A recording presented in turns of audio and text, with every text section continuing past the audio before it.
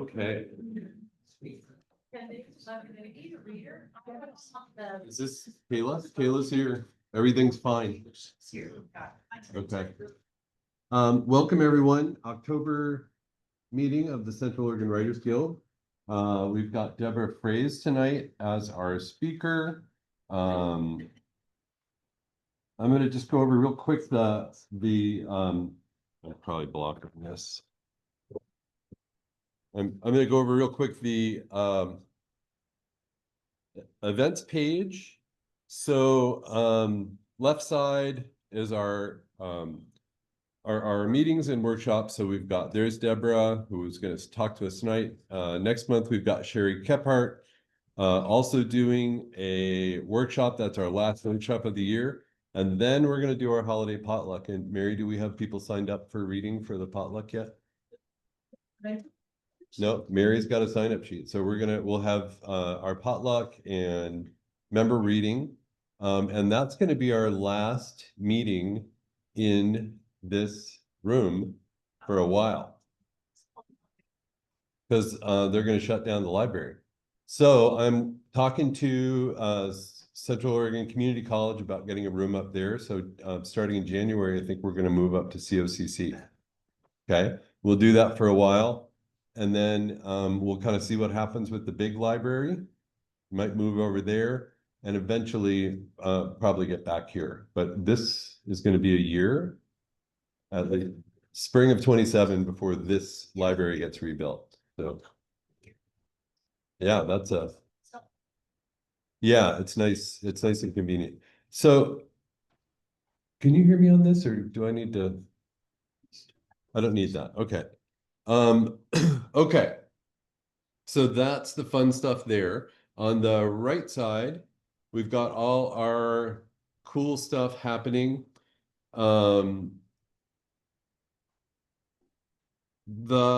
We're still doing quiet writing here. And did you get started at Redmond and Sisters yet?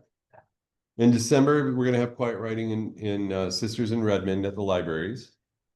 We'll probably move our Tuesday quiet writing up to COCC. I know that they want to do that. I haven't heard back as far as Shut Up and Write if anybody's still doing that at Fox and Fern. I emailed and nobody responded, so not sure if that's happening. But find friends to write with and go to coffee shops and write. Just keep writing. That's a good thing. Okay, October events. This week is Third Thursday, right? Yeah, like 2 days from now.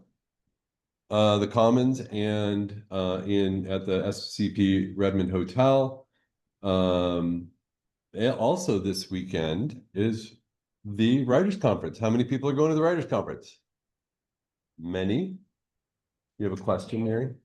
No, you're going. Okay. It's gonna be fun. Gonna be fun. If you're not already signed up, there's still room, right? There's still room, but we're closing down registration tomorrow. So if you have been dying to go and you're just not sure and you're on the fence, pull the trigger now. Okay. So Trish just said tomorrow they're going to shut down registration for the conference. So if you've been thinking about it, those of you at home, today's the day. Just do it today. Super fun. It's going to be fun. I'm looking forward to how that's going to turn out. What other cool stuff is happening around here? We have writing. We have a writing salon. Crane has got some cool stuff going. She also has a private thing. Oh, I haven't changed that yet. She has a private thing that's going to happen on October 27th. It's a poetry revision. If you're really interested in that, get in touch with me or just go to Crane's website. If you go to any of these things, you'll end up at her website. There's a retreat at the house on the Metolius. Paulina Springs has got a workshop with Kat Tadlock, author readings, writing the gritty stuff. And we're gonna launch you'll hear about this probably before we do it, but we're gonna launch our anthology on November 13th, Thursday, November 13th at Roundabout Books. And there's going to be a link to sign up for that. If you buy a book, if you pre-order a book, then you don't have to pay to get in.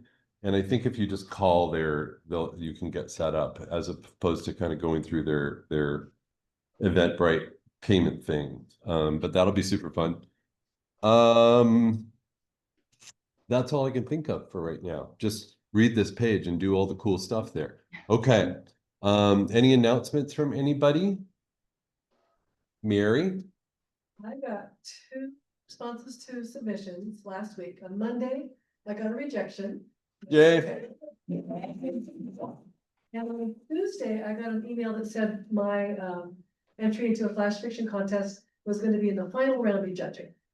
Oh, nice. Nice. That's great. You're a finalist. All right. So sometimes we clap when people get rejections, and then people say, why are you doing that? The reason that we do that is because you can't get rejections if you don't make submissions. Okay. If you want to get published, it's a hard road. Get your work out there. And I know that us creative types don't like to do that business end stuff. But it's just something to take some time. Take a day out of the week or an hour of your week or something like that and make submissions. And I know that it's disheartening to get rejections, but the more you get, the less disheartening it gets, right? And then one of those days, you're gonna open up one of those rejections, like I did, and almost delete it, and find out that heading that says "Dear Sir" was actually an acceptance, right? So, okay, Lene, Yes, we have another announcement. I'm the Hunter, and I'm from Struggle Writers, Oregon. And I'm here to see if I can find a couple of volunteer writers for our new upcoming book. So Struggle Writers, Oregon is a nonprofit. We serve the stroke community. And we wrote the first book, some of you might be familiar with it, and maybe some of you wrote for it, called Just Say Yes to Life. So we're now doing a second book. The name of this book is Stroke is a Family Affair. Obviously, you can see I've had a stroke. And we're looking for a few volunteer writers. It's an easy process. And basically, I left some flyers on the back page. So you interview like a family member of a stroke warrior, and then we can write a story about that. The stories are about probably 4 pages long. And we got a great response in our first book. So if any of you would like to help us out, we'd love it. There's flyers that look like this. And I put my business cards back too. And then the last thing I've got is we have a free event at West Side Church on the 28th, which is really just telling the signs of stroke and what to do if you see somebody have stroke. Open to the public, no charge. There's flyers back there. All right. Thank you very much. Thank you. Anyone else? Any amazing or not so amazing? Any boring news? No. Okay. All right. Mary Fiction is our I'm sorry. Mary Krakow is our featured or our reader coordinator, and she's going to introduce our featured reader and probably talk to you about signing up for December. Be real careful here, Mary. There's wires everywhere. And so if you're talking on this goes to the room and this goes online. So make sure they're both available. Okay, well, welcome everybody. I am the featured reader coordinator, and I'm responsible for the December program, which is you bring food as a potluck, we all eat, and people sign up to be readers, and that's the program for December. So I've got this little thing here. If you're interested, go ahead and sign up. Is name, email, and whether you're gonna read fiction, nonfiction, poetry, or what have you. So I'm gonna send that around. What's the date? That will be, December 9th. And I actually have a question about that. Last year, we were preempted, and we had to do it on a Monday instead.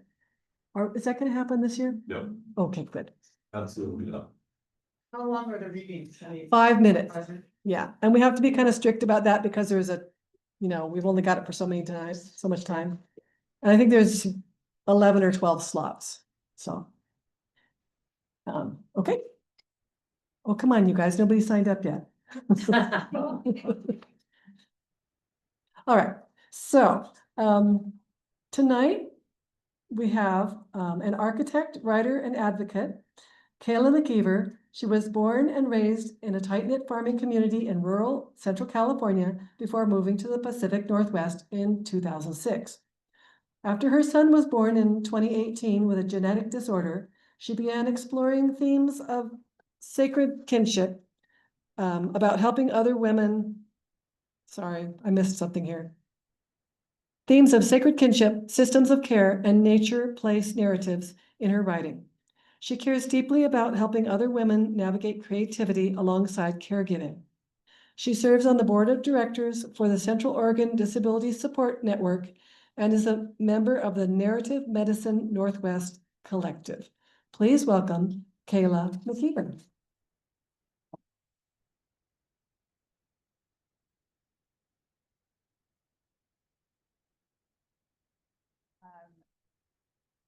Asked Kayla in December last year at the Christmas potluck, signed up future Kayla to do a reading in October. And current Kayla's very nervous. So,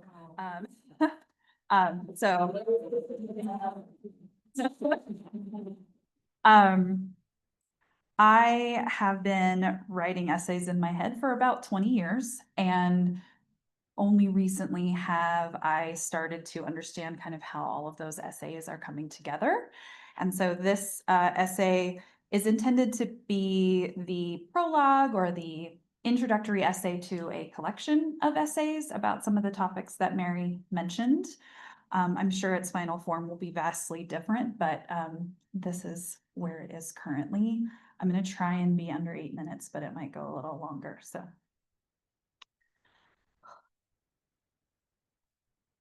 The wrinkled trash bag sat on my bedroom floor, slumped where I'd tossed it next to my dresser after unloading the car. I had just returned from Fresno after my younger sister's mastectomy, caring for the sacred hollow on her chest that days before contained fatty tissue, milk ducts, and fast-growing cancer cells. For 10 days, I folded laundry while we binge-watched Ted Lasso and caught up on rural hometown news. I measured her pain medications as we door-dashed whatever food her body wanted to eat. I emptied her drainage bulb into the toilet every morning before gently cleaning the skin around her incision with the same baby soap I used when my children were newborns.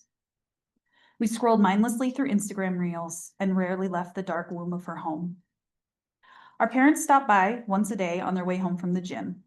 They fidgeted on the living room couch covered in black dog hair and asked the same questions. How much fluid did you drain this morning? Did she eat last night? What are the kids doing this weekend? After 15 or 20 minutes, they fled home in time for a vodka soda and reruns of The Virginian. So I was surprised when they pulled into my sister's driveway as I loaded up the car before dawn the morning I headed back to Oregon. Here, sis, take this with you. I finally cleaned out your closet and thought you might want this stuff, my mom said. She threw the lumpy bag on top of the carefully stacked pile in my station wagon's trunk and then returned to the still running Audi. Drive safe, she yelled from the passenger seat as they backed out and left for the gym. The first 3 hours of the 10-hour drive from Fresno to Bend are an unrelenting stream of semi-trucks, lane closures, and sleepy agricultural towns along Highway 99. Madera, Chowchilla, Merced, Atwater, Turlock, Ceres, Modesto, Ripon, Lodi. I grew up near Rolinda, another sleepy town west of Fresno. I come from Scots-Irish stock, hardy and determined people who, as some of the earliest transplants to immigrate from Northern Ireland to the Northern colonies, are the most likely to claim the title of original Americans. Often acting as the foot soldiers of expansion for the US government, Scots-Irish settlers were repeatedly pushed westward throughout the 1800s. By the 1930s, these migrants would be called Okies. Born in 1926 in Chickasaw Country, Oklahoma, the 1943 census records my teenage grandfather in Lindsay, California, working at a citrus packing company alongside his parents. When I was born, 40 years later, my childhood of upper middle class privilege was a testament to my great-grandparents' fortitude on Route 66. Mine was a familiar story in the Valley, a region with stark class divides living side by side. At my country elementary school, half of my classmates were affluent farmers' kids like me. The other half were children of farm workers employed by our parents. During the week I stayed with my sister, federal immigration officers appeared on the west side. A high school friend texted her in a panic, saying her elderly parents were missing after being detained by ICE. Though we'd anticipated ICE's arrival after recent messaging from the current administration, I consoled my sister as she sobbed. Peaceful protests were forming across Fresno and the Greater Valley, but across the chasm of my sister's living room, my parents lamented the recent sale of a neighbor's property to Punjabi farmers, and another's to an out-of-state solar panel company. It's a damn shame, they said, all these good old country people having to sell. After 2 decades of living outside of California, my husband and I, along with our 2 small children, were used to long drives up and down the Interstate 5 corridor. Most trips home were timed around birthdays, weddings, or funerals, and interspersed with extended family events were visits to favorite childhood places. Fairy tale rides at Storyland, feeding giraffes at the Fresno Chaffee Zoo, and playing disc golf at Kearney Park. This time, I was alone, with no frills or fanfare, and it was the longest span I'd been away from my kids since they were born. Bleary-eyed and aching to see my family, I gazed out the car window through gauzy morning haze as I began the long drive home. The summer sunrise flecked the orchards pink and gold, and thoughts I'd kept tightly budded all week started to unwind. The trip had been filled with unease, but not due to the tasks at hand. Being a medical mom for the last 7 years had prepared me for leaky body fluids and fresh wounds. But those same rote tasks allowed me to ignore a familiar reality settling onto my shoulders like ash, softly whispering to me day after day, "You don't belong to this place anymore." When I emptied the rumpled trash bag 3 weeks later, after dropping the kids off at summer camp, I found typical junk abandoned in a teenager's closet. A plastic water bottle filled with sand and shells collected on a trip to the beach. My 4th grade journal filled with a 10-year-old's tragedies.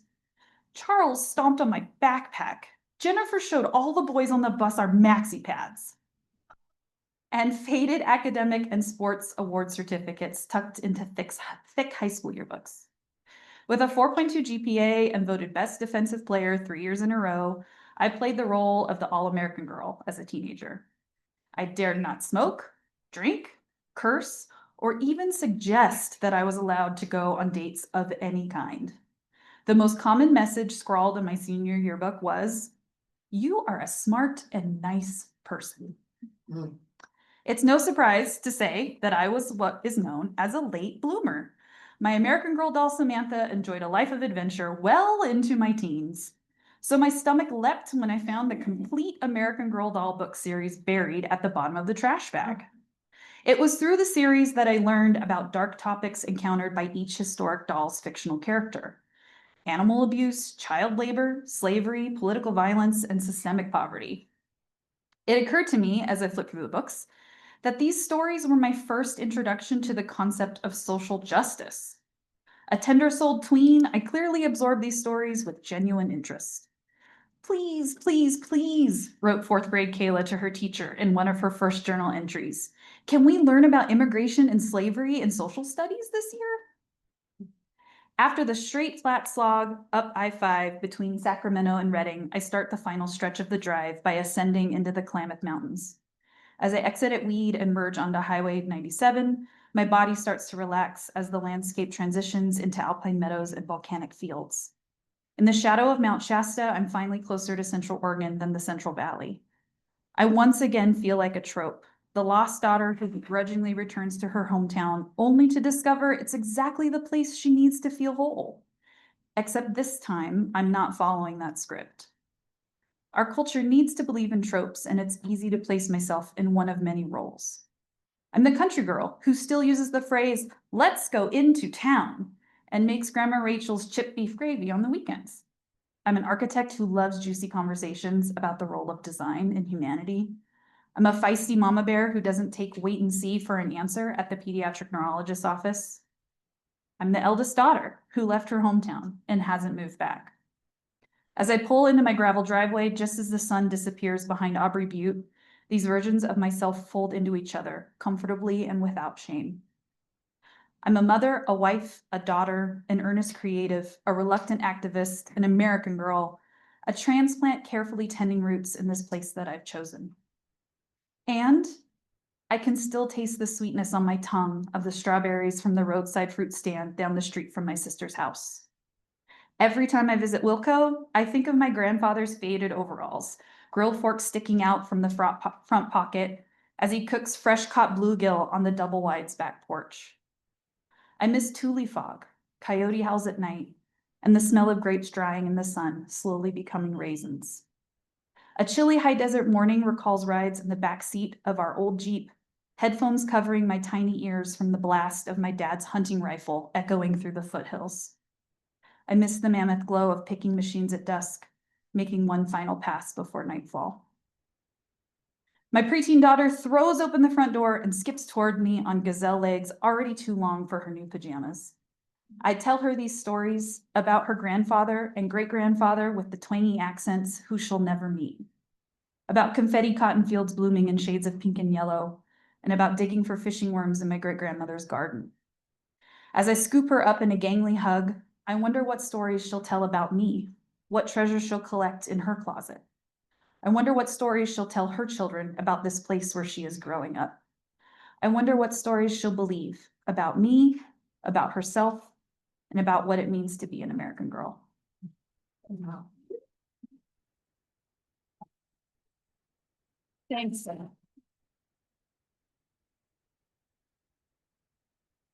you, Kayla. That was fantastic. Wasn't that fantastic? That was fantastic. Yeah, really a great narrative. Excellent description, really good sensory description, good historical information and great interiority. Really, really nice. And I could taste those strawberries too. All right. Deborah Froese is next. Going to talk about the fully human writer, keeping it real in the age of artificial intelligence. Artificial intelligence developers socked it to creatives by training their models on copyrighted work without compensation. Most creatives are horrified, maybe even terrified, but AI is here to stay. How can we learn to live with it fearlessly while addressing ethical concerns? Let's explore and discuss options. As a child, Deborah Froese lay awake at night imagining story details and making them fit together believably. Now she brings ideas to the page and helps other writers do the same. Deborah is the executive editor for Indigo River Publishing and produces the weekly podcast Write, Writer, Write. And Deborah, it's all you. Well, thank you for that lovely introduction, Mike, and for inviting me here to join you tonight to address a topic that touches every one of us as creators. And I have to say, if we all keep writing the way that essay was, we won't have anything to worry about because artificial intelligence cannot compete with that. Right. But it's reshaping our world, and often in ways we just don't notice. Artificial intelligence is woven into how we communicate, how we work, how we consume information, and increasingly about the kinds of decisions that our governments and the marketplace are making about us. I think we're all aware of the potential downsides, but AI doesn't have to be destructive. It has the potential to effectively solve global challenges faster than any human could, whether you're talking about disease and poverty or climate change. And as a tool, it can boost human productivity, allowing us to go deeper and explore more, working together. But Governments and businesses seem to be more curious about how they can take advantage of AI than how they can manage it. So it's up to us as individuals to take whatever responsibility we can for its use. For some of us, that might mean rejecting it outright. For others, it might be approaching it cautiously. So I want to talk about those things tonight so that we can figure out, each of us, where we sit in that picture. You know, it's only been 3 years since AI invaded the world with OpenAI's release of ChatGPT. And within weeks, creators sounded alarms about copyright abuse. No time at all. Courts are still deciding whether training AI on copyrighted work is considered fair use, and the rulings are mixed. Just recently, you probably heard that Anthropic agreed to a $1.5 billion settlement. That's about $3,000 per book, which maybe sounds significant until you realize that's only about 1% of their value. So whether AI sparks dystopian visions of Skynet and Terminator movies or cautious curiosity, it's probably here to stay. Does that feel overwhelming? It sure does for me. But we can't hide from it. We need to become aware of what it is, what its risks are, its potential, and how we can use it without losing our humanity and keep turning out essays like what we just heard tonight. Tonight, we're going to zero in on what AI means specifically for writers, why it unnerves us, what it can do and can't do, and how to choose if and when to use it in ways that align with our values. And that's going to be different for each one of us. I'll stop a bit for a bit of discussion about halfway through the presentation, and then after I review a few AI platforms. And then there'll be time for questions and discussion at the end, because I'm sure you probably have questions. I still do, that's for sure. So let's get started by taking a look at fear. Even though we know change is inevitable, we humans tend to mistrust it, to fear it. Every time something new arrives, we worry it's going to ruin everything. Consider the tools of creative expression. You know, we have the printing press, the camera, the typewriter, film, acrylic paint, the computer, digital music, digital art. Each new discovery changed how we create, how we share our perspectives, and how we invite others into deeper thought with us. And of course, some things are lost. Certain elements of craft aren't what they once were. Most painters no longer mix their own pigments, and cursive writing has grown messier because we hardly ever use it. The time we allow for immersive thought has shrunk too, as modern tools favor productivity over craft. Yet there's no denying these changes brought good. Books and education are more accessible thanks to the printing press. Cameras, art supplies, and digital tools give more people the means to express themselves. And as you know, that's deeply therapeutic, and it's a soul-building act.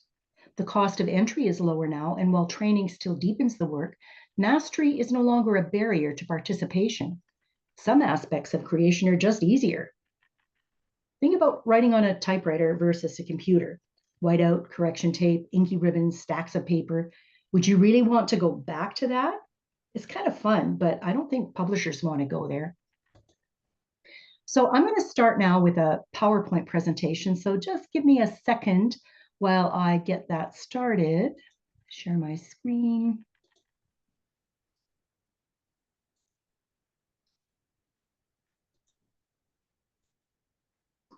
In theory. There we go. There we go. Okay. So there are AI, we have several AI fears. One is that it's stealing our voices. I think that's a pretty common one, especially if you're looking at all the words that are being cranked out around you. Another fear is that it's coming for our livelihoods. And everything's starting to sound the same. So how do we know it's real? And it's changing the world faster than we can think, faster than we can keep up with it. These are all valid concerns, but we can respond to them. So let's take a look at each one of these. Okay, the fear number one, stealing our voices. Well, it can try to sound like us, but it can't steal our humanness. And that is really where the rubber meets the road. It's the human emotion that makes the difference in the writing that we produce. And AI doesn't feel anything. It works on algorithms and predictability, not human experience. And so just for fun, I asked ChatGPT to write a 4-line poem about resilience. This is what it gave me. When storms arrive, I bend, not break. Roots deep in soil the wind can't take. Each scar a map of where I've grown, proof that I can stand alone. Well, that's okay. It's got good rhythm and the imagery is fine, but it sounds pretty conventional. Now compare that to 4 lines from Maya Angelou's poem, Still I Rise, covering the same theme. You may write down in history with you, pardon me, you may write me down in history with your bitter, twisted lies. You may tread me in the very dirt, but still, like dust, I'll rise. You can't even compare the two. Humans long for the kind of expression that Angelou gave us. And so we want to write from our personal truth so that we can do that. Expressing the depth of your human soul means your voice can't be stolen. You can also protect your work too, doing things like adding watermarks or metadata to your documents. That stuff is all available in Word. You can monitor how and where your work appears online. Some places are safer than others to share. And that includes using caution if you're uploading full unpublished manuscripts to an AI tool, because some of the ones that are specifically designed for writers say that everything is private, your data is secure, but you can't guarantee it. And if you happen to be working with OpenAI, like or Claude, they say in the paid subscription that you can turn off AI training, but I don't know that I would fully trust anything they have to say. There's always a risk when you're using the internet. And with AI scraping, digital reuse, and global content sharing, the risks are higher than ever. You can also consider copyright registration for your work. Now, this used to be something we would say, yeah, you can do it, but you really don't need to. We trust the publishers and so on. But as digital distribution becomes wider, I think the risks are increasing, and we may be reaching a place where it's time to stand back and ask ourselves, okay, if I'm sending this manuscript out for consideration by a publisher, do I want to copyright it first? If I'm uploading it to an AI platform for analysis, do I want to copyright it first just in case? These are questions that I think a lot of people are thinking about, and they are worth considering. And fear number 2, AI is coming for our livelihoods. And this really is scary. The research shows that between 57 and 90% of online material is generated by AI. I looked for an actual physical source and I couldn't find one, but all the scattering of information I found online speaks to something like this. That is huge. But the thing is, if you pay attention, you can see it's all starting to sound the same. That is disheartening, but any form of authentic storytelling needs human input to sound human. And I think we cannot forget that fact. We can be worried about, I think, positions like copywriting may be a little higher risk than what we are as if we're storytellers, whether we're telling stories in fiction or nonfiction, because in those longer works, or even in essays or articles that we're posting, if we keep our humanness front and center, they will stand apart from the AI generated work. The contrast between ChatGPT's poem and Maya Angelou's is a good one. It's a good example of that. Okay, now the other thing is everything is starting to sound the same, and it is. I just referred to that earlier. If you go online, if you look at social media, oh my gosh, everything sounds the same. There's a steady monotonous cadence. I didn't put this on the list here, but there's a tendency to make everything sound critical and urgent and over the top, whether it really is or not. That's another major fingerprint of AI. And there's a lot of statements that are turned into questions like, you can see repeatedly things like the truth or and the real truth. Questions like that pop up repeatedly. They use contrast statements. Well, not only this, but that. There's a lot of redundancy. This is a really big feature of AI. They say AI will say the same thing over and over again in many different ways. And it actually produces it so smoothly that you have to think to pull them out. But they reduce the quality of the overall writing. They use repetitiveness instead of going deep into experience and emotion. And then, of course, they have formatting idiosyncrasies. Has anybody noticed that? Just raise your hand if you've ever noticed that. The crazy things that are going on now. You've got an abundance of M dashes. You've got lots of columns, you've got lots of bullet points, there's emojis like crazy, arrows, equal signs, plus signs, ampersands. It's just crazy. And I think, again, if you look at social media, a lot of even the bigger, I guess you would say, influencers use a lot of this AI formatting. It's just so obvious, and it actually gets a little nauseating after a while. So I seem to be missing something here. Ah, here we go. So how do we know what's real? Oh, I'm jumping ahead of myself, pardon me.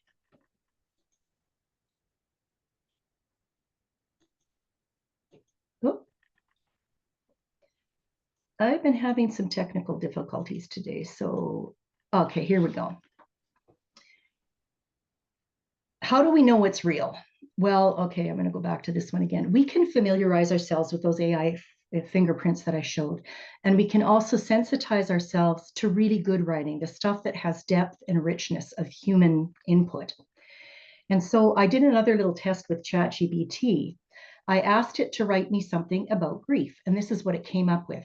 I keep reaching for the phone to tell him something small, and every time I remember, they're not here, and the remembering breaks me all over again.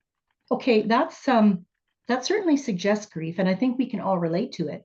But compare that to something from Joan Didion in The Year of Magical Thinking. I used to tell John my dreams, not to understand them, but to get rid of them, to clear my mind for the day. Don't tell me your dream, he would say when I woke in the morning. But in the end, he would listen. And when he died, I stopped having dreams. That one gives me goosebumps. There's something about her way of writing that encompasses not only a concrete image from her life, but there's subtext there. And she doesn't have to say a whole lot to put a whole lot of meaning across, which is something AI just can't do. So my message to you in this regard, how do we know it's real? Put feeling into everything. Feel everything you write, and that feeling will come across. So AI is changing things faster than we can think. And we can barely process one technological advancement before another one comes along.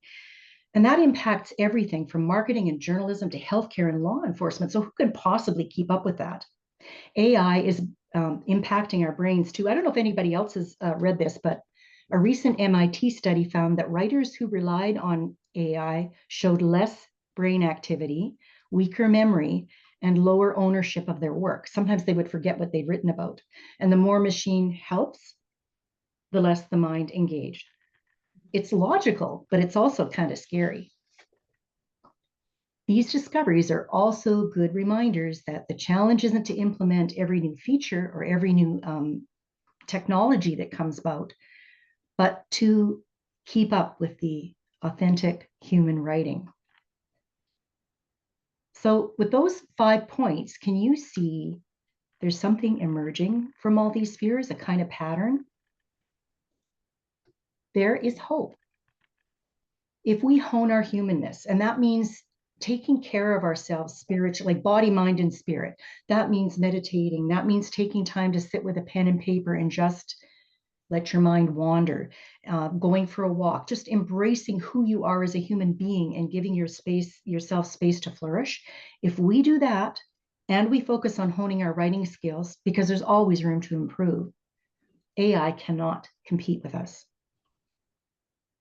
You might remember this post from Joanna Maciejewska this came up on March 29th, 2024.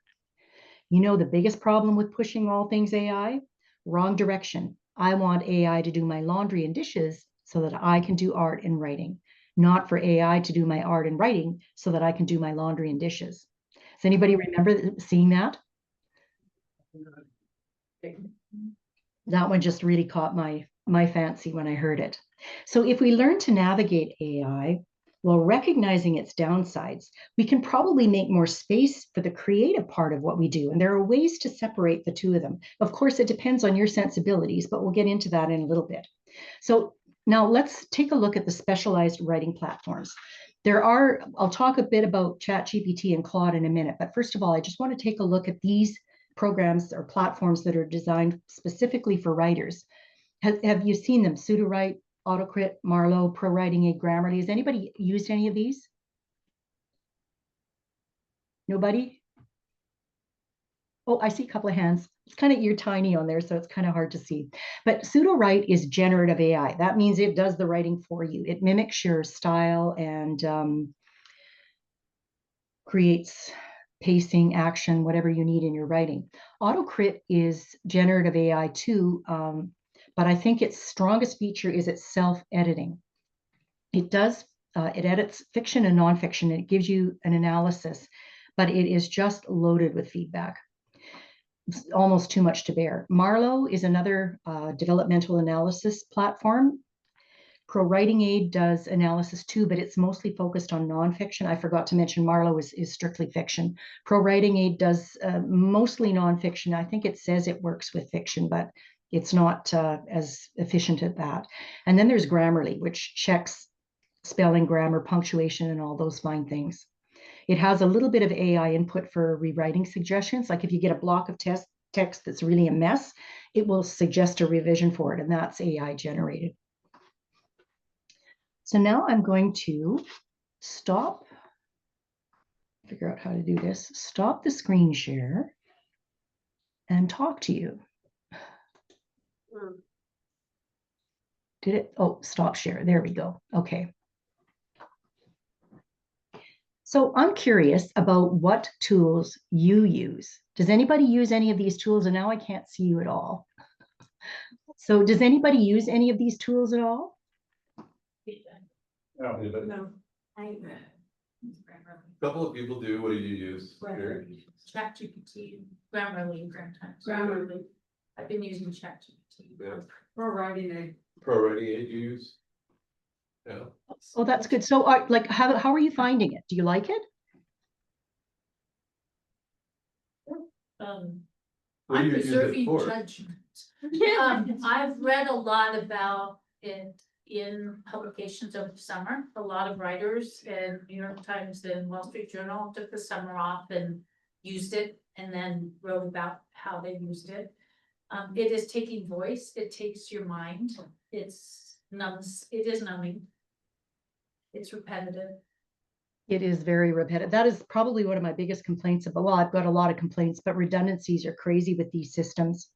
ChatGPT is very agreeable. It's Like, very, sorry, I like- didn't catch that. It's very, ChatGPT is very agreeable, but Mhm. kind of like your best friend who agrees with you too much. There's nothing there after a bit.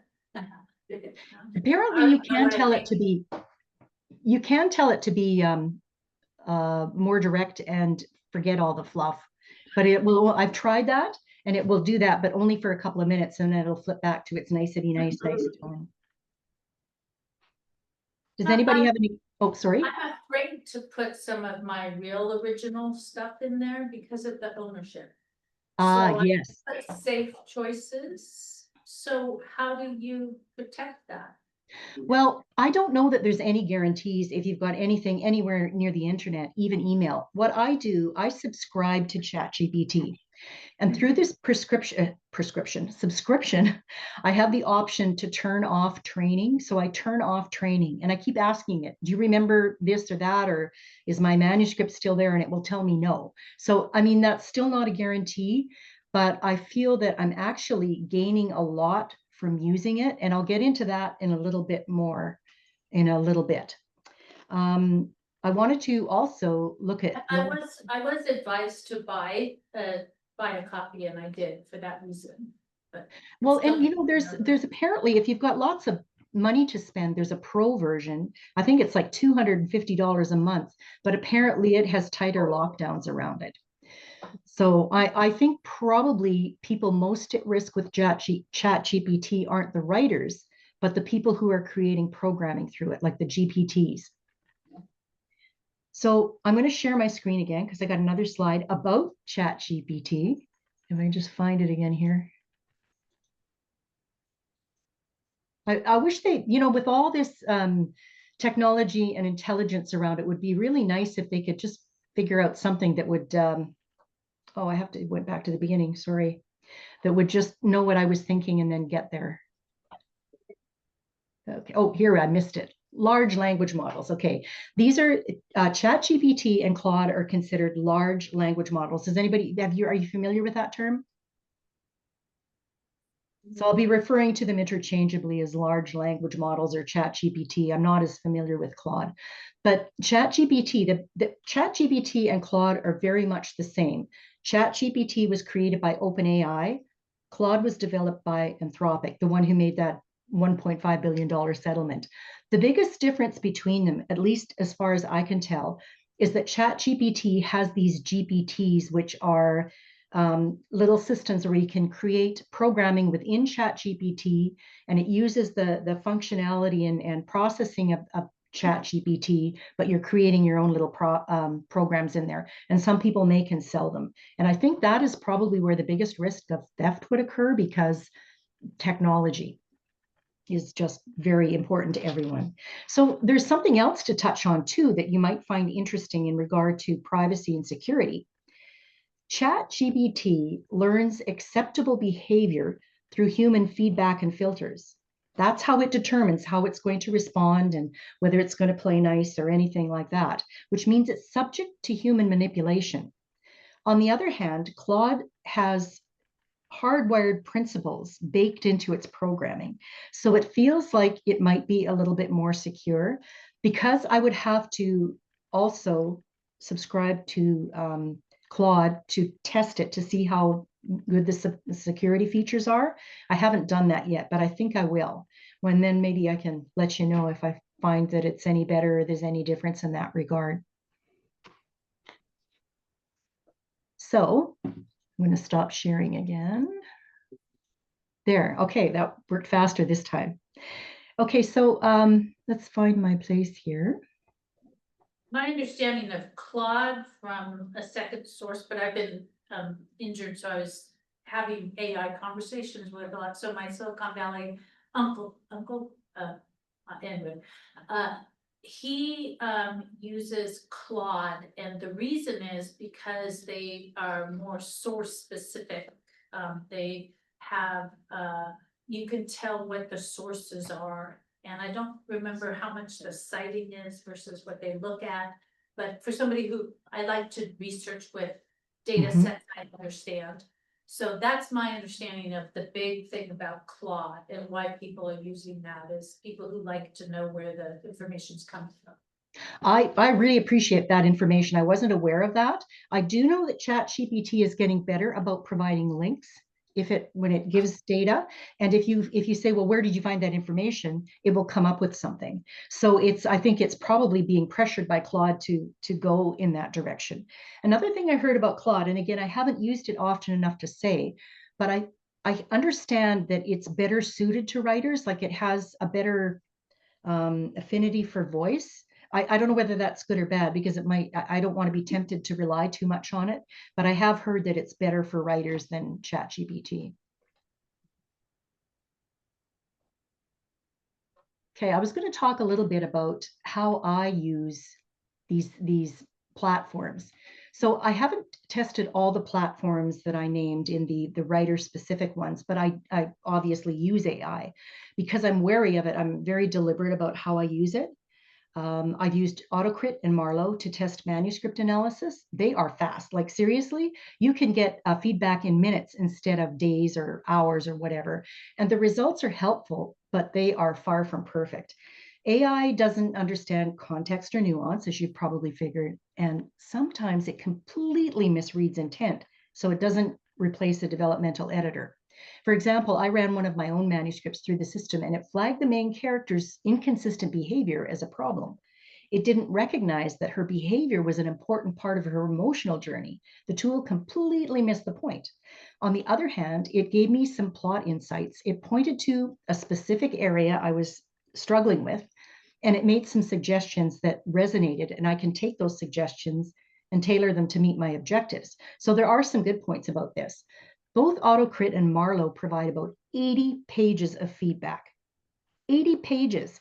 Now, most of that feedback is redundant, or they might be telling you how to write an action adventure novel. And there's lots of irrelevant comments, things that you wouldn't even need to consider if you were doing it for a developmental edit. And all that stuff takes time to sort through, so it's very frustrating.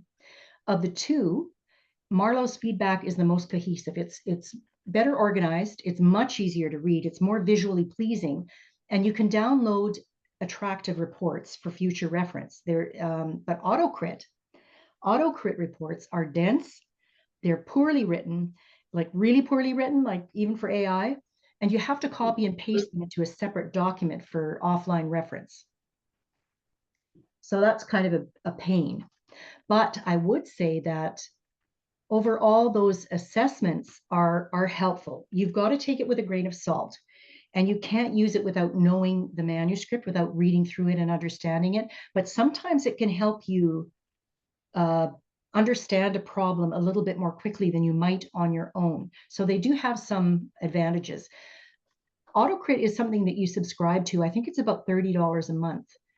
Marlowe, you can actually order one report at a time. So if you're curious and if you want to trust them with your manuscript, you can upload a manuscript, and for $45, you can get this 80-page analysis of your book. And it might be worth checking out if you're confident enough with your information, just to see what comes back to you and check it out for yourself. Of all the tools, I think probably Grammarly is the most commonly recognized one. And if you've used it, you know that it's helpful for pinpointing typos and clunky sections of text, but it relies so heavily on perfect grammar that it can iron out your voice. And this is particularly evident if you have dialogue. It just sounds flat and very inhuman. I haven't tried ProWriting 8 or Pseudo-Write, so I can't speak with certainty, but my guess is they will have similar issues to the other AI platforms. Now, if we look at the big AI models, the large language model AI platforms, or LLMs, they're way broader in scope. You can use them for far more than just writing.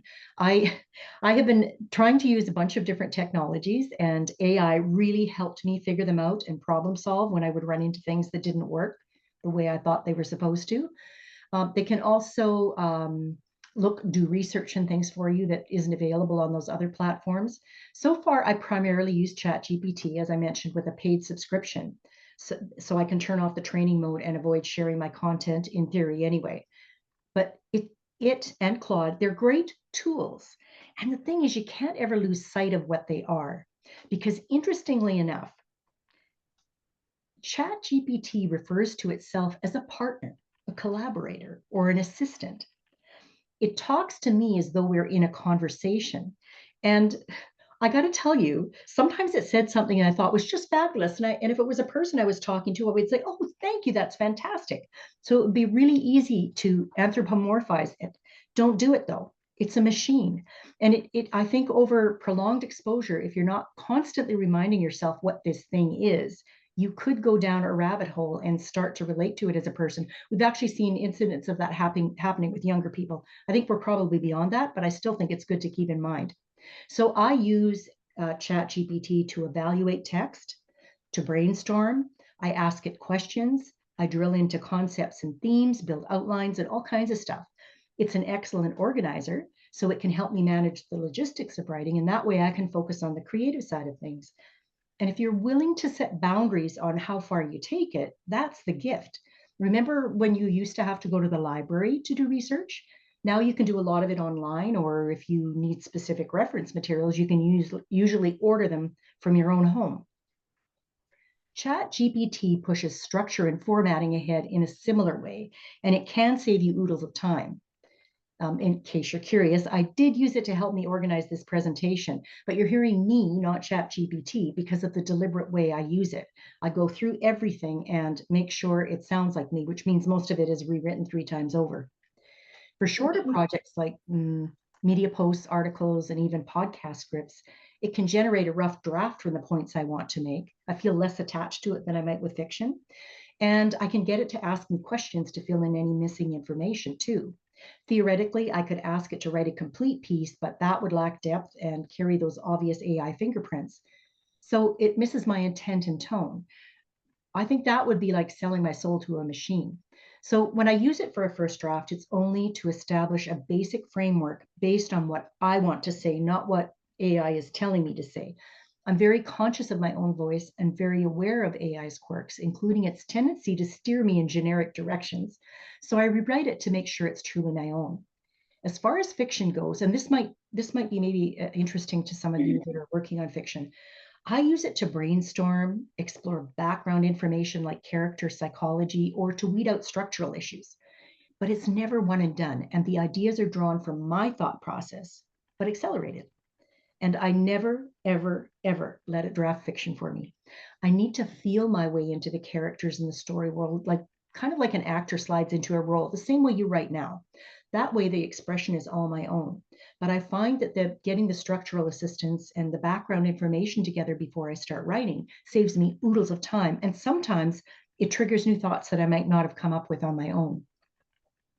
It can also provide helpful feedback. I don't know, have you who've used ChatGPT, have you ever used it for feedback? Yeah, I think I'm real. And so what do you think of that? That's that annoying best friend. I mean, at first it's really lovely, right? But it can make you quite self-righteous. That's very true. I think it depends also on how specific your prompts are. Like if you're asking for a specific thing and tell it, don't give me anything extra, I don't want the flowers, like it can operate in that regard, although it's exhausting to have to keep repeating yourself. I found that it can offer some good suggestions, but it doesn't, like those other writing platforms, it doesn't always recognize when something is working well, and it doesn't always recognize the context or nuance. So my intuition has to be front and center. It can also provide line editing suggestions and check work against different style guides like AP or Chicago, which can add another layer of polish if you want to submit your work. But like Grammarly, it can flatten your tone just like that. So it's important to stay on top of your voice and intentions. So I think it might be kind of fun to just test a couple of prompts. If you can bear with me while I get the right screen sharing stuff going again, let's try that. Where is it here? I think that's it. Are you seeing my ChatGPT screen? Yep. Not yet, no. Not yet, eh? Okay, let me try again. Where is it? Oh, there. Okay, I missed the button. Okay, so I'm going to move this thing out of the way. Oh, I've got too many things open on my screen, pardon me. Okay, so here I'm going to get some text to copy because it was easier to copy text than to try and fit it all in. Okay, so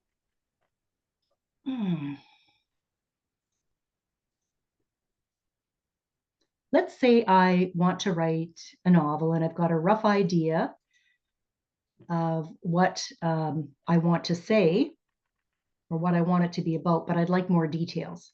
So here I've got a prompt, and I want to write an adult novel about a feisty 70-year-old woman who finds her purpose. The setting is an unnamed contemporary North American city, and the main character is recently widowed. What are 3 different directions this could go? For each, suggest what the central conflict might be and what might make it unique. So now I hit go.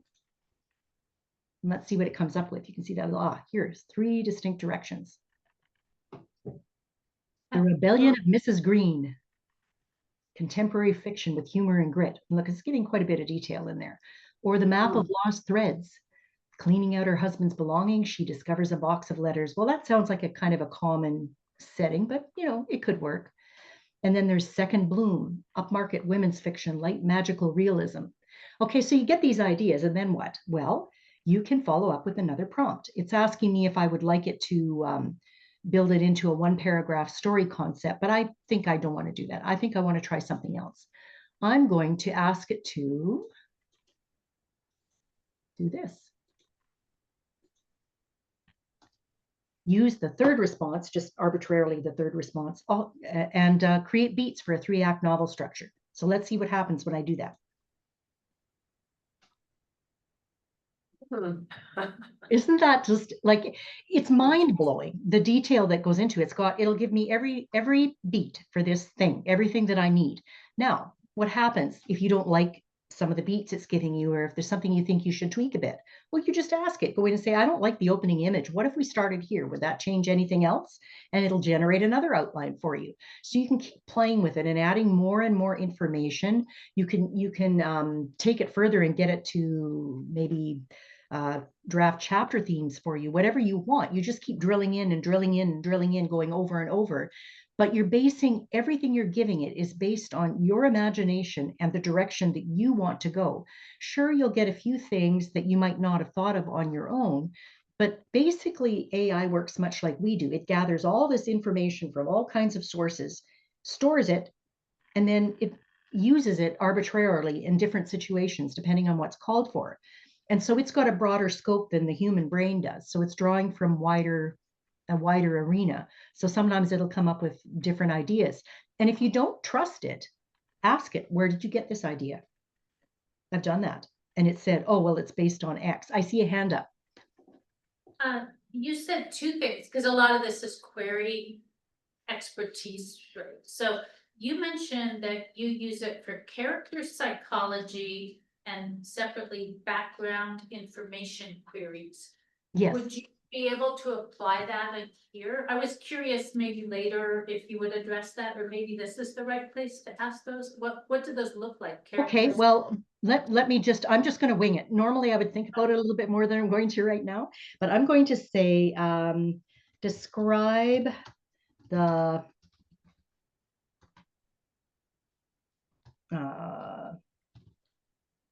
create a character, an analysis. Sorry, I'm thinking out loud while I'm typing away here. Create a short psychological analysis of the main character, including strengths and weaknesses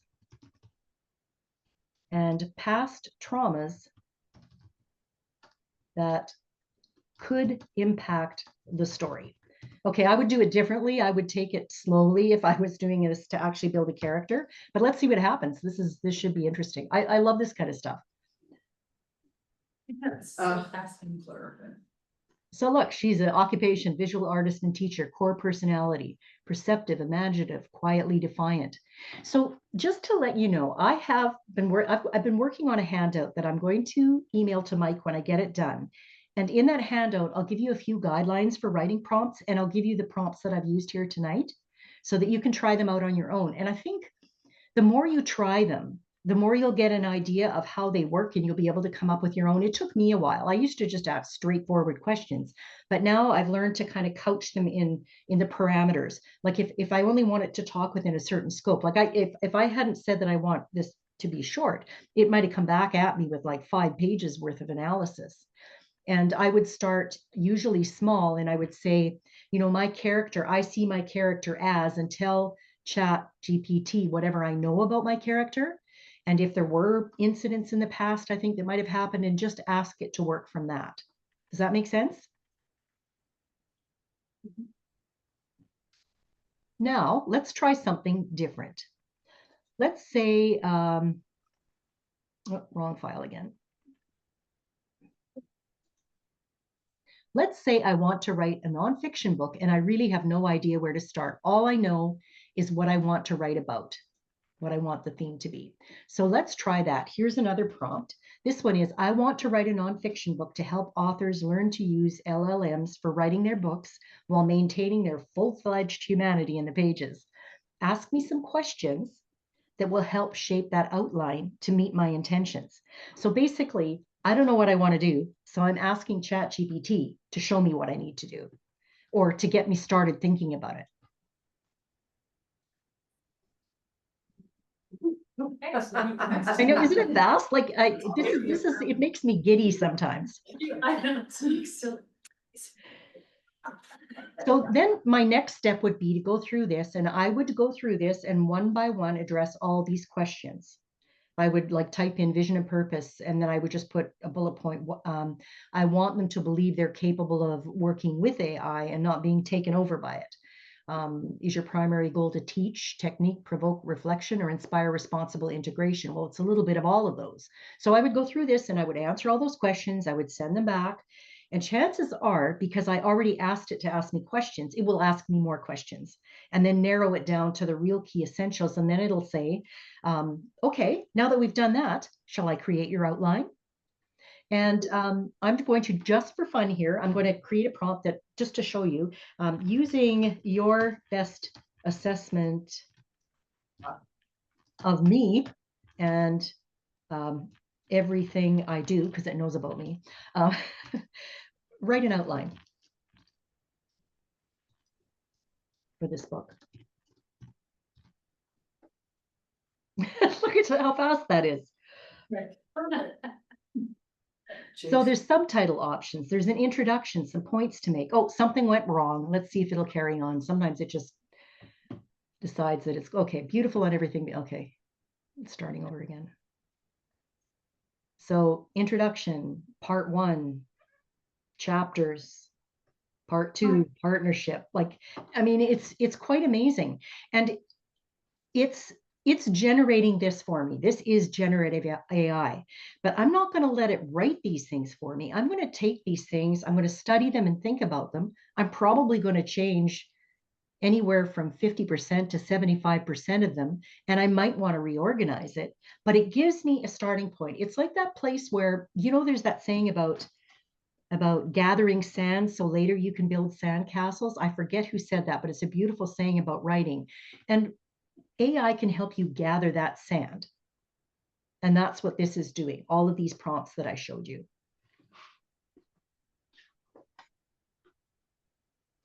So let me find what's next.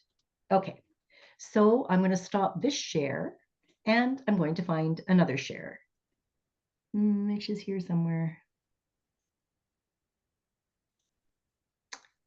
Where is my, here we go. And I'll probably have to start it over. Oh no, it didn't. It didn't make me start over again. Okay. I don't know what number that is.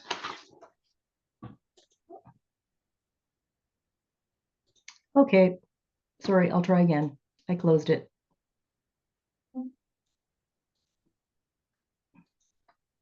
Does anybody ever get really fast at this kind of stuff where you can switch between the windows without batting an eyelash?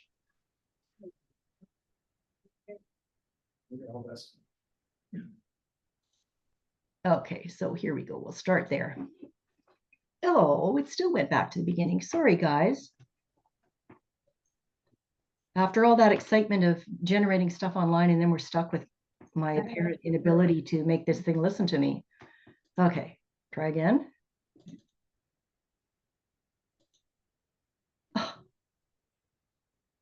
I'll try one more time, and if not, I'll throw my hands up in the air and say, forget it. You were there. I was there, yes, thank you. Okay, so, and we've talked about this, so this is more or less a summary. AI can help with brainstorming, and you saw how that works. It's pretty amazing, eh? It can help with organization. It can provide line editing suggestions, and it can conduct research. But that said, you cannot trust it. It doesn't matter what it tells you, you have to double check. AI is prone to hallucination. Recent study, I think it might have been, it was MIT. They did a study and they found that it fills in gaps of available knowledge by making stuff up. So if you ask it a question, it's programmed to answer you as fully and completely as possible. And if it doesn't have the information to give you that answer, it will invent an answer. Deborah. Like, that's scary.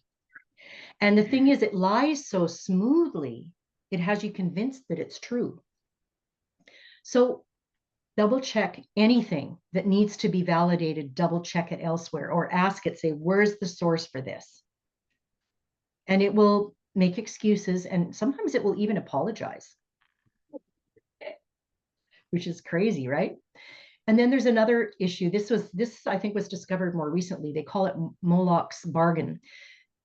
If you are asking it to create materials for likes or persuasion, like social media posts or some kind of marketing or political endeavor, it will exaggerate or lie to emphasize the point you're trying to make. And I think I don't know if you've noticed this, but I think it's really evident in AI generated social media. Like everything is over the top. Everything is you know, you do this or you die kind of feeling. Everything is dramatized. And it's problematic because I think this kind of approach just continues to erode trust in what we're finding online. So there are cautions for AI use besides being aware that you can't trust it. You have to be careful about uploading unpublished or confidential work. Keep in mind that AI can mimic you. And even if you get into a good pattern with it, you're seeing more and more of your style in what it feeds back to you, it isn't you. It won't have your experiences in there. It can guess at what your emotions might be at the surface level, but it's kind of like, you know, you see this beautiful Porsche, it's got this beautiful paint job, the glass is gleaming, and then you lift the hood and there's no engine under it. That's kind of what AI is giving you. So don't use it to sound like someone else. It can do that for you because of all that copyrighted material it stole earlier, but don't let it do that. You want to find your own voice and make sure that that comes true. You'll also find that if you rely too much on AI, it's going to flatten the tone and dull the delivery of what you're doing. And a caution, is anybody in the audience new to AI, or pardon me, new to writing? Is it really reasonably new, or are you all pretty well been at it for a while? So, did I see a hand go up at the back? Yeah, brand new. I just loaded Grammarly, and I see some faults in it already, but you know, I've only used it once. I have a question. I'm kind of concerned if the programs remember who you are and what your personality is, and tailor an answer to who you are or who it thinks you are. Yes, with ChatGPT, and I assume it's the same with Claude, they do. So it remembers my past projects. It knows what my podcast is about and the kinds of topics I like to cover. It knows that my Substack is called The Fully Human Writer and what I'm trying to do there. So it can gauge its responses according to that. Is it risky? Maybe, I don't know. But I feel like I need to be familiar with AI, so when it turns corners and goes in the wrong direction, I just have a better handle on what's going on instead of just being afraid of it. But what I wanted to point out is if you're new to writing, in the sense that maybe if you haven't fully discovered your own voice yet, be very, very cautious about how you use AI, because it will train you to sound like it. I can see using it for brainstorming or organization, but I wouldn't let it generate any text. I would even be cautious using Grammarly with it because it will flatten your tone. Unless although I say that, but I also acknowledge that you're recognizing some things that it's doing wrong. So you're probably not in that arena. But I know really novice writers, like super novice writers, could be shaped by these technologies and not necessarily in a good way. And then the last word on this slide anyway is resist the urge to anthropomorphize it. I know this sounds crazy, but there have been a few times where I've been so excited about what it did that I want to say thank you, but it's not a person. And then I read somewhere that when you use manners like please and thank you and that kind of thing, you're actually using more power to generate that kind of, I don't know, processing. I just thought that was very strange. So just remember that it is just. I think they'll remember though, when the robots take over the world, if you were polite to them. Well, that's a good point. That's a good point. And I must say that I do insert a please now and then, just because I can't help myself. I guess my mama raised me well. So I've got 5 questions here. What I'd like you to do, I don't even know what time it is. I don't even know if we have time for this. And if we don't, that's fine, because I will have it on that handout. But maybe we could just quickly discuss these questions. What parts of your writing are sacred or off limits? What values guide how you use or refuse to use AI? And if you choose to use it, how do you stay transparent about its role in your creative process? Where do you draw the line between assistance and authorship? And then this is a really big question, I think, that we really need to focus on. Is it possible for the ethical use of AI to strengthen your integrity as a writer? And if so, how? I don't think we can cover these we've got 10 minutes left. But so maybe what the best thing to do with these questions is think about them, and I will include them on that handout that I will get to Mike as soon as I possibly can this week. And then think about them, because I think if you answer these questions, you'll have consciously established some boundaries around how you're going to use AI, and that will help you protect your humanity in the writing process. So does anybody have any more questions? Don't take the screen away yet, I'm still writing. Oh, okay. I'll post these slides with the recording, dates. I'm doing a historical novel that I've been working on, and it's on the Mexican American War.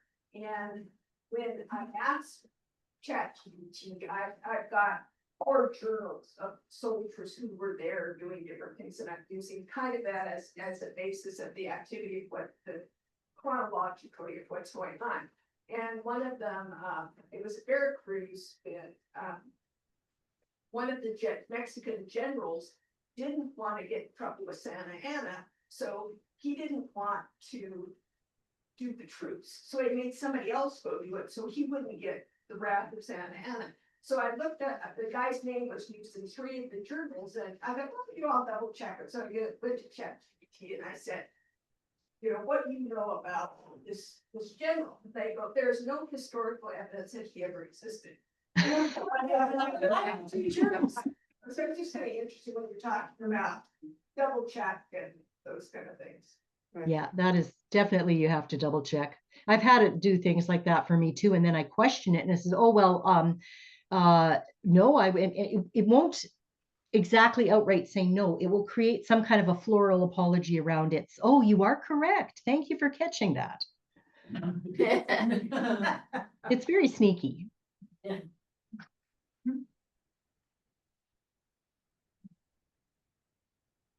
Well, it sounds like all of you have a pretty good attitude and open mind toward technology. And I think that's really good because AI is here to stay, we're just going to have to learn to live with it.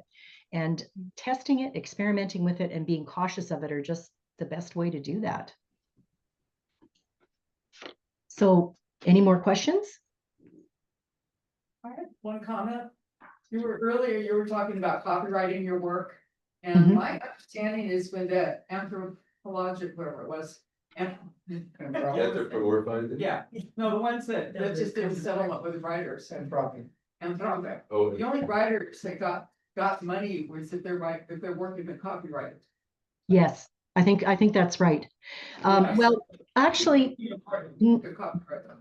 there was, I'm just thinking about that a little bit. There was a link somewhere. Jane Friedman had posted some link you could go to, and you could enter your name in there. And if your work had showed up on there, you would be eligible for payback too. So it maybe isn't just strictly that it had to be like, it would be copyrighted if you, or registered if it was published. That's another way of registering it. But I'm talking about if you don't have a published manuscript and you want to protect it, there is a copyright registration office in the US and in Canada where I am, and you can send for a fee, and there's always a fee, you can send your work there and they will register it, and it will be dated so that if anything ever came up, you could say, but look, I have, like, this is my work, this is the copyright registration. I don't know how that plays into it. I don't know how important that is, but I think that these are questions that we're going to have to start thinking about a little bit differently because of the way the internet is using our work and because of AI. I'm of the understanding that if you can prove that your work existed before somebody else uses it, it's copyrighted. So I personally email my work to myself all the time just so I don't lose it.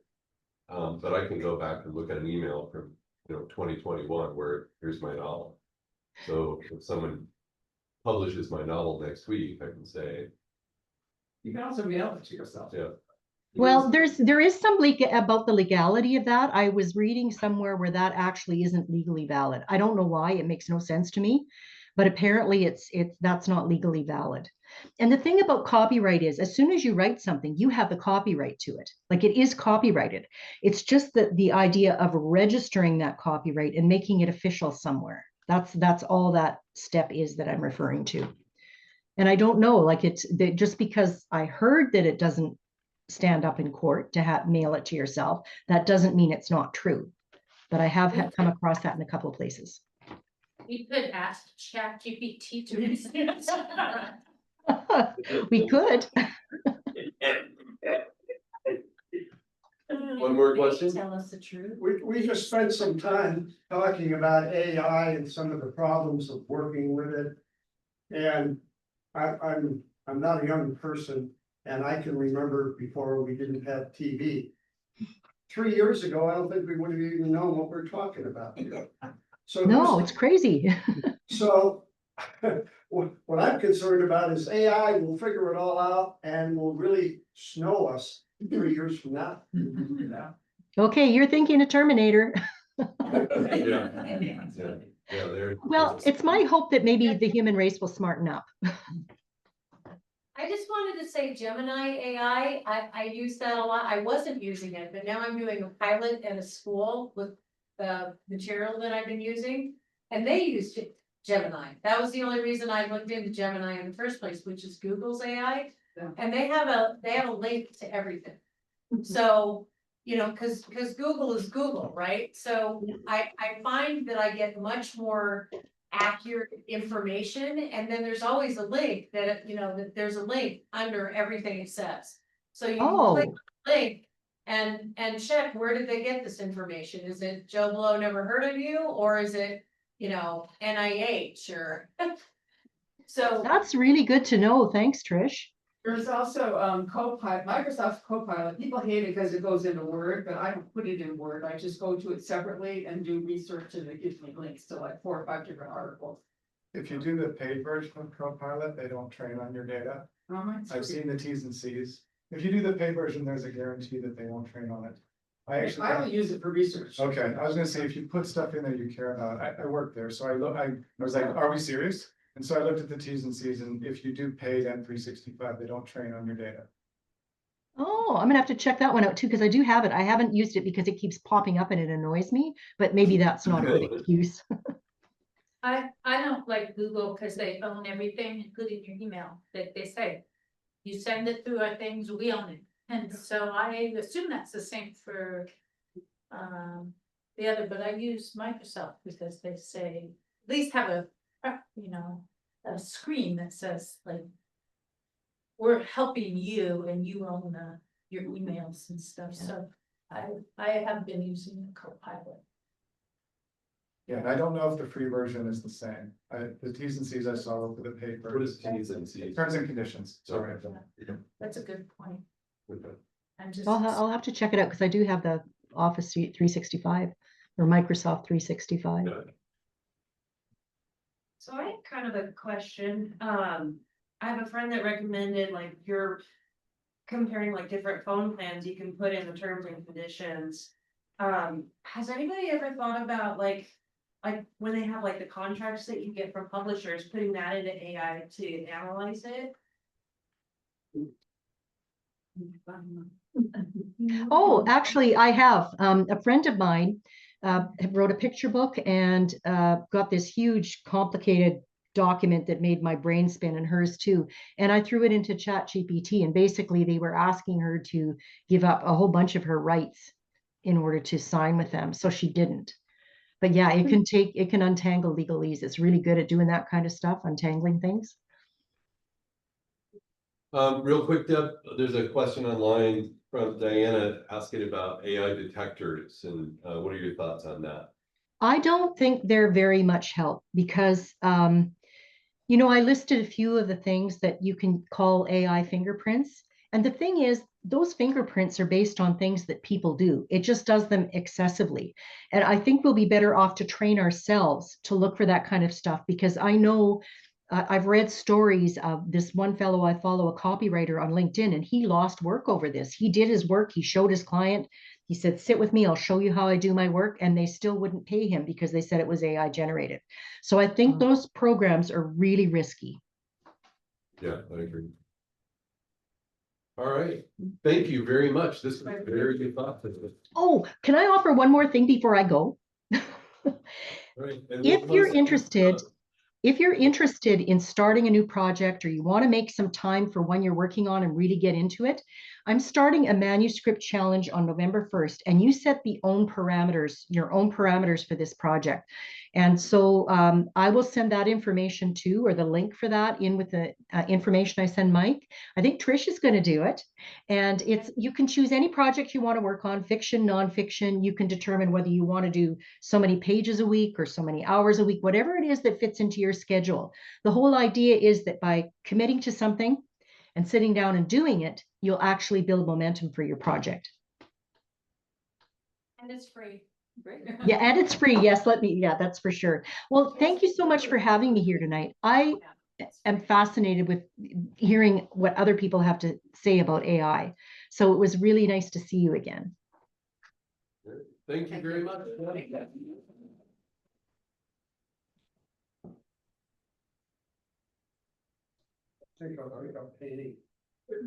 What?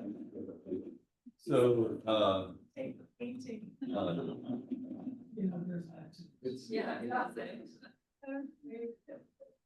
are you in charge here, Becca, or is this one? Okay. All right, Deb, thanks. I'll send you an email tomorrow. Thank you. Yeah. Painting is another area where this has happened. Oh, yeah. Oh, it's very good at art. Yeah. Yeah. Yeah, art is, that's another real concern with artists, is that their work is being, used. You know, it becomes an amalgamation, right? You say, make a picture of this, well, it's a little bit of this and a little bit of that, and a little bit of that, but it's from a bunch of different artists, right? That's how it learns, right? So, anybody have a relationship with AI? Anybody? I mean, like, I work in the field. No, I mean, like, you know, like a girlfriend or. Oh, God, like that. What do you mean by relationship? No. I agree with the don't anthropomorphize thing. Yeah, no, I mean, I've heard of this, that, you know. My wife people are- found out. Yeah. Yeah. Your wife found out about your relationship with Chad. All right, well, thanks everyone for coming. There's snacks and cookies and chat with each other. This is why we're here, is for community and hang out and talk and play around with AI and all that sort of stuff. See you next month. We'll see you soon. And